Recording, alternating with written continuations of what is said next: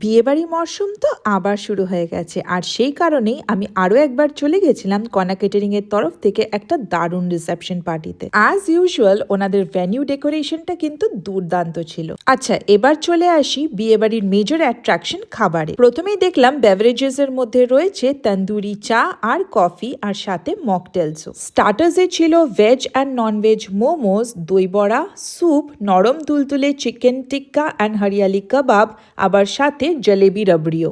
এর সাথে বিয়েবাড়িতে ফুচকাটা কিন্তু একদম মিস করা যায় না। স্টার্টার্সটা শেষ করে হালকা একটু ভেন্যুটা ঘুরে চলে গেলাম সোজা মেন কোর্সের দিকে, যেখানে ছিল লাচ্ছা পরাঠা, চিকেন ভর্তা, fish diamond fry, basmati rice, গন্ধরাজ কাতলা, আমার মোস্ট ফেভারিট মাটন বিরিয়ানি আর চিকেন ডাক বাংলো। ট্রাস্ট মি গাইস, প্রত্যেকটা আইটেমই জাস্ট দুর্দান্ত ছিল খেতে। আর শেষ পাতে আমি নিয়েছিলাম চাটনি, পাঁপড়, গরম গরম গুলাব জামুন আর হট মাখা সন্দেশ। আবার এই ইউনিক ফায়ার পানটাও আমি কিন্তু ট্রাই করেছিলাম। তাই তোমরাও যদি তোমাদের আপকামিং কোনো স্পেশাল ওকেশনকে যদি মেমোরেবল করতে চাও, তাহলে কনা কেটারিং কে কিন্তু ডেফিনেটলি কন্ট্যাক্ট করো। They take care of the food and the venue decoration very nicely. Don't forget to check the caption for more details. Thank you.